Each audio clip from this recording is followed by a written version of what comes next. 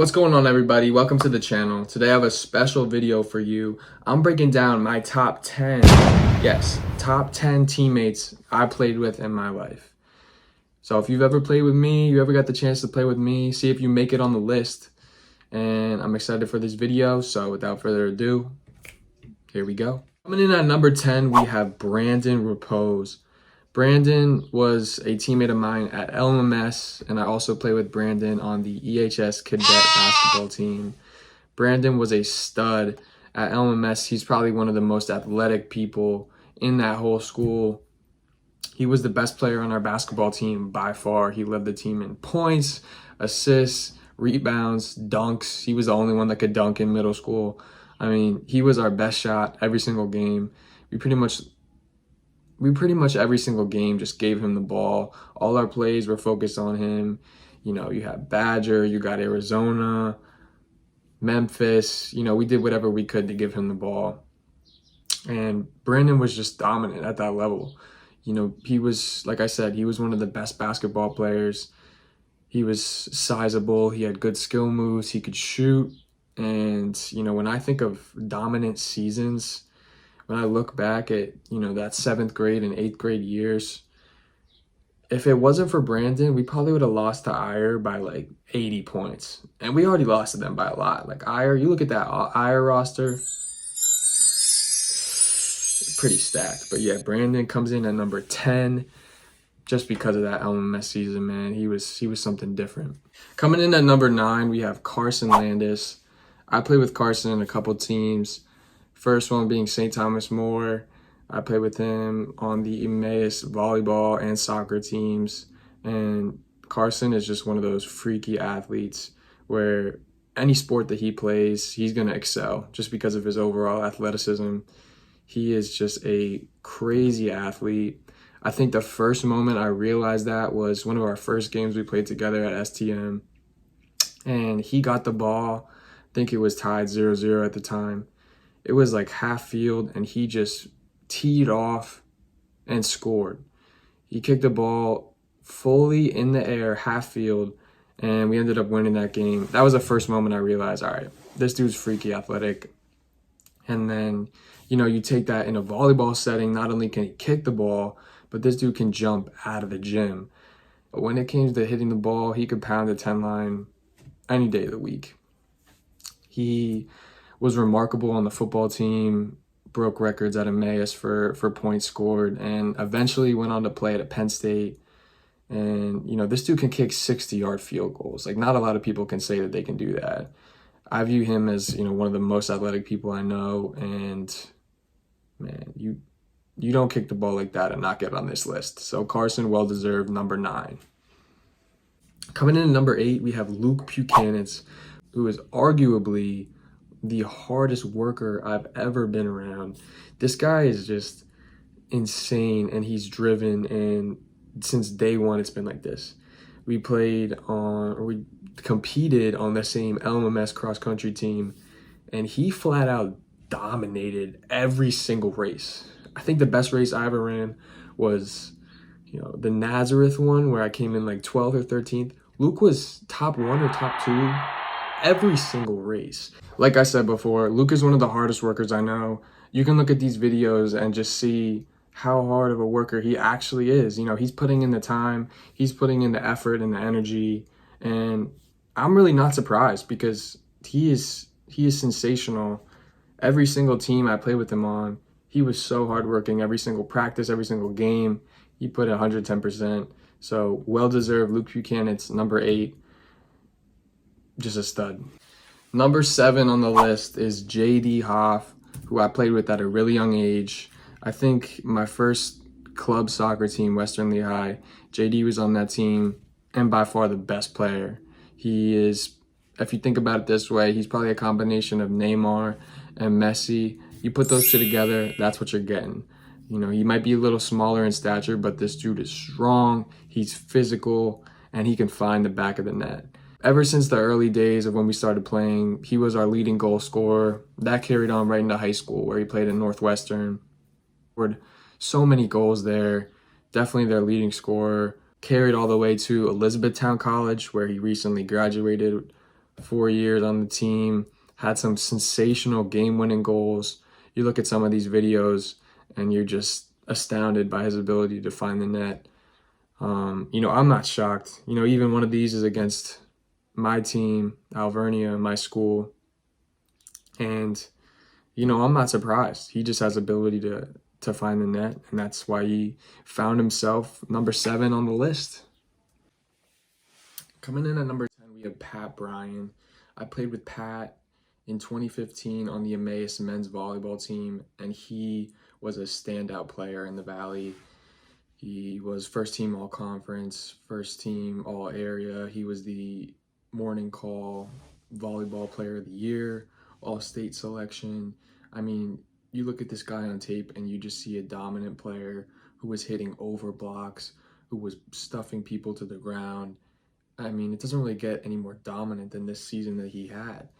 We were a very successful team, and a lot of that success is attributed to Pat because he was our go-to guy. And you can just look at these highlights and just see his ability to play the game of volleyball. Pat continued his athletic career at St. Francis, where he transitioned to be an opposite hitter. He did very well there as well. Several games with tons of kills. You can see in the video, his reach is still there. He's still touching very high, and that's why he comes in at number 6 on the list. Number 5 is Logan McCann, and the first chance I had the opportunity of seeing Logan play was at Whitehall, where he played on the men's volleyball team there. Obviously, I played on Emmaus. We were rivals, we played back and forth. But from day one, as soon as Logan stepped foot on that team, he was the best player, and it's without a doubt. I'd say if it wasn't for Saquon, he'd probably go down as one of the best Whitehalls ever brought out, just based on the stats that he was able to accumulate over the course of his career. Thousands of kills over his 4 years, numerous all-conferences and all-state selections. He never beat Emmaus when I was there, so I'll always, carry that on my shoulder. But dominant seasons, Logan comes to mind right away at Whitehall. He had that grit. He had that tough mindset, like every ball is mine. And, majority of the time he did put it away. Now, I played with him at Alvernia as well. He carried that attitude with him. He has a swagger about him, just dominance that you don't really see from a lot of guys these days. And he has it, and that's why he comes in at number 5 on the list. Number 4, we have Tanner Shane, who I played with on a couple teams. I played baseball, a couple of Lower Mac midget teams. He was on Western Lehigh at one point. And he comes in at number 4 simply because he was sensational at everything he did. I literally have not seen a sport this guy compete at that he didn't excel in. Obviously, his best sport being soccer. He played remarkably at Moravian Academy in high school. Nearly led the team in goals as a defender, which is remarkable. He was voted to be one of the top players in the whole Lehigh Valley in high school.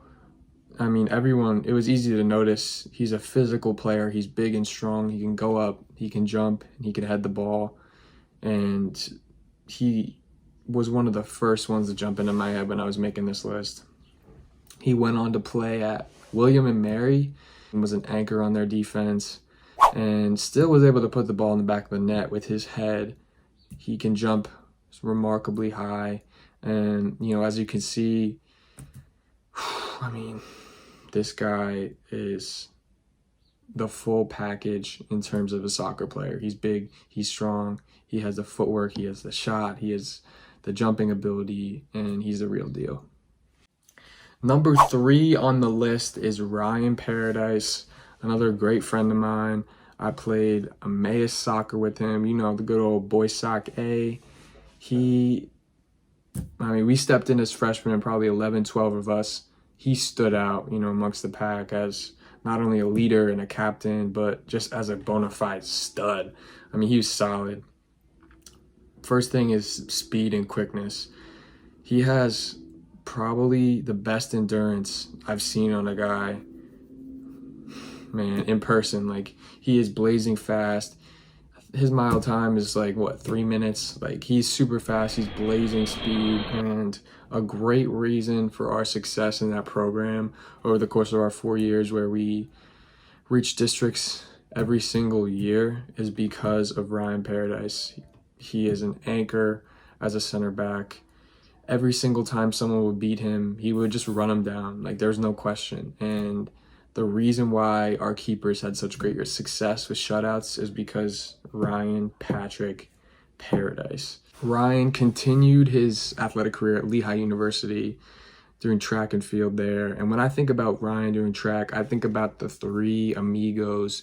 You got Greg Jandal, Ryan, and Jake Firetag. Just blazing speed between the three of them. You could add anyone. You could add Humpty Dumpty as a fourth, and they would probably win any 4x4 race, But if I'm picking someone to run a race, Ryan's going to be the top of the list. Coming in at number 2, we have Ben Chinisi. Ben, this one was easy, man. Ben is a stud. I played with him, Club Lehigh 16s, which is another stacked roster, a stacked team. We were all 16, and Ben was playing a year up. So he was actually 15 at the time. And he was the best player on our team, like, it's no question. You look at some of these videos going down, the way he reached, the way he hit the ball, man, was a monster. All right, I'll bring up some of these highlights so you can see how hard he hit.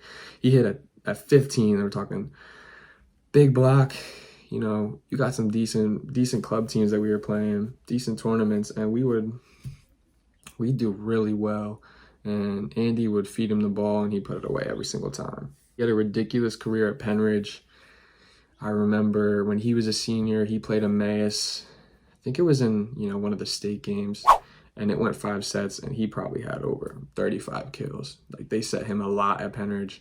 Emmaus ended up winning that game, but still, he was just dominant. Like, he was the best, man. He's so good.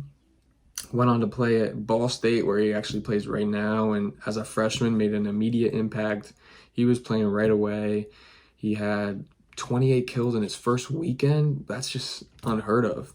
And Ball State, they're a legitimate Division I contender. All right, number 1 on the list is, this one's easy. This one is simple. It's David Cacoris. And David is just, I don't even know what to say, man. This dude's a beast.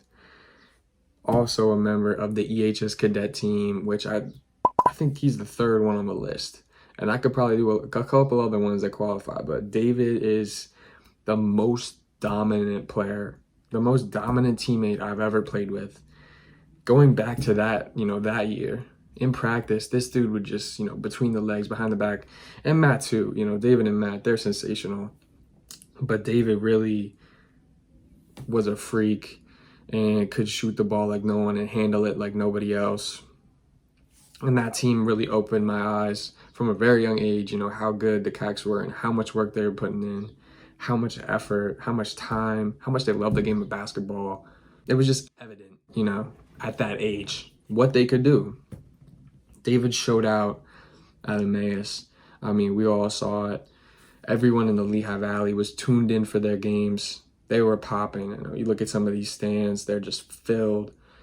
You think about the play, the crazy ESPN top 10 play that went viral, all the dunks, all the 30-point games, leading the team in career scoring. I just think one thing I love about David is when he plays, if you play with him for a long time, and the Cacs, both of the Cacs do this, but especially David, when they're handling the ball and when they're dribbling, when they're about to make a move on you, they'll give you one of these, the crazy facial expressions. And then, you think you have them, and then they'll just go right to left.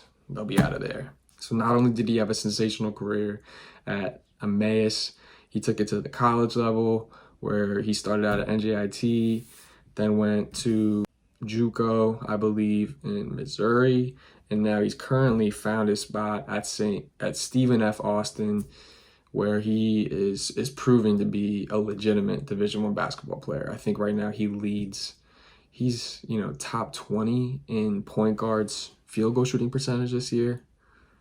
I mean, man, not only that, hit the game, a clutch 3 to beat Duke. But when that happened, I was ecstatic. I remember listening to the game on my phone, and I was like, man, Stephen F. Austin, they're going to pull this one off, and they did. Last year they had a really solid team. If it wasn't for COVID, I would have seen them going really far in the tournament, and this year they have a great opportunity to do the same thing, and I expect nothing less. Yeah, that concludes the list. You can look at everyone top 10, 1 through 10. It took me a while to come up with this list. There's a lot of guys that I play with that are really dominant, but these guys stood out to me. It's tough. I played a lot of sports in my day. These guys stood out to me. Yeah.